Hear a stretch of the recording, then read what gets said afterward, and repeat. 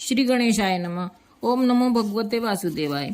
कार्तिक मास महात्म की श्रृंखला में 16वां अध्याय। राजा पृथु ने कहा कि नारद जी, यह तो आपने महाप्रभु शंकर की बड़ी अद्भुत सुनाई। कृपा कर आप यह बतलाइए कि उस समय राहु उस पुरुष से छूटकर कहाँ गया। जब राजा पृथु ने देवर्षि नारद से ऐसा प्रश्न पूछा तो देवर्षि ने कहा, उससे छूटने पर वह बर्बर नाम से विख्यात हो गया और मानो नया जन्म पाकर उसने अपने आप को धन्य माना तथा वह धीरे धीरे जलंधर के पास गया। वहां जाकर उसने शंकर जी की चेष्टा कही। उसे सुनकर दैत्यराज को बड़ा क्रोध आया और उसने सब दैत्यों को सेना सजाने की आज्ञा दी। कालनेमी और शुंभ निशुंभ आदि सभी महाबली दैत्य तैयार होने लगे। एक से एक महाबली दैत्य करोड़ों की संख्या में निकलकर युद्ध के लिए संबद्ध हो गए।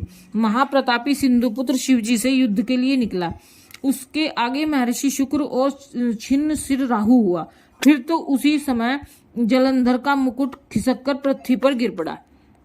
आकाश में मेघ छा गए और बड़े अपशकुन हुए। उधर इंद्र आदि सब देवताओं ने एकत्र होकर कैलाश पर जाकर शिवजी के पास पहुंचकर सारा वृत्तांत कहा और यह भी कहा कि आपने जलंधर से युद्ध करने के लिए जो भगवान विष्णु को भेजा था वह उसके वशवर्ती हो गए हैं तथा लक्ष्मी सहित जलंधर के अधीन होकर उसके घर में निवास करते हैं। अब देवताओं को भी उसके यहाँ निवास करना पड़ रहा है। अब वह सागर पुत्र आपसे युद्ध करने के लिए आ रहा है, अतः आप उसे मारकर हमारी रक्षा कीजिए। देवताओं से यह सब सुनकर शंकर जी ने भगवान विष्णु से पूछा कि हे ऋषिकेश, युद्ध में आपने जलंधर का संहार क्यों नहीं किया और बैकुंठ को छोड़कर आप उसके घर कैसे चले गए हैं। यह सुनकर भगवान विष्णु ने हाथ जोड़कर नम्रता पूर्वक शंकर से कहा, उसे आपका अंशिवा लक्ष्मी का भाई होने के कारण नहीं मारा है। वह बड़ा ही वीर व देवताओं से अजय है। मैं सत्य कहता हूँ कि उसे कोई भी नहीं मार सकता। इस पर मैं मुग्ध होकर मैंने स्वयं उसके घर में रहने का वर दे दिया है और इसी कारण मैं उसके घर में रहता हूँ। हे सुरवर्य विष्णु, आप यह क्या कहते हैं? उस दैत्य जलंधर को मैं अवश्य मारूंगा, इसमें कुछ भी संदेह नहीं है। अब आप सब देवता जलंधर को मेरे द्वारा मरा हुआ ही जानकर अपने स्थान को जाइए। जब शंकर जी ने ऐसा कहा तो सब देवता संदेह रहित होकर अपने स्थान को चले गए। ठीक उसी समय महापराक्रमी जलंधर अपनी विशाल सेना के साथ कैलाश पर्वत को घेरकर सिंहनाद करने लगा।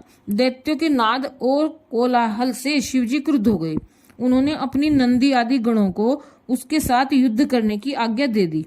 कैलाश पर्वत के समीप भीषण युद्ध होने लगा। दैत्य अनेकों प्रकार के अस्त्र शस्त्र बरसाने लगे। मैरी, मृदंग, शंख और तीरों, तर्क, हाथी, घोड़ों और रथों के शब्द से पृथ्वी कांपने लगी। युद्ध में कटकर मरे हुए हाथी, घोड़े और पैदलों पर पहाड़ सा लग गया, जिससे कि युद्ध भूमि और भी अगम्य भी हो गई। दैत्यों के आचार्य श्री शुक्राचार्य जी अपनी मृत संजीवनी विद्या से सब दैत्यों को जिलाने लगे। यह देखकर शिवजी गण व्याकुल हो गए और उनके पास जाकर सारा वृत्तांत सुनाया। उसे सुनकर भगवान रुद्र के क्रोध की सीमा न रही। वह अपने भयंकर रूप से दिशाओं को प्रज्वलित करने लगे। फिर तो उस समय उनके मुख से एक बड़ी भयंकर कन्या उत्पन्न हुई, जिसकी की दोनों जंघाएं ताल वृक्ष के समान थी। वह युद्ध भूमि में जाकर सब असुरों का चर्वण करने लगी। तब युद्ध भूमि में इस प्रकार विचरते हुए वह शुक्र जी के समीप पहुंची और उन्हें शीघ्र ही अपने उदर में विलुप्त कर लिया। फिर स्वयं भी अंतर्ध्यान हो गई। शुक्र के गुप्त हो जाने से दैत्यों का मुख मलिन पड़ गया और वह युद्ध भूमि छोड़कर भाग गए।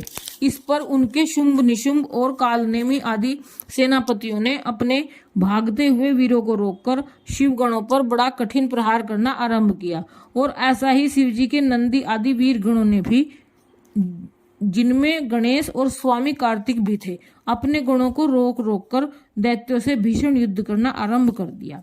इति 16वां अध्याय संपन्न। जय श्री कृष्ण। ओम नमो भगवते वासुदेवाय।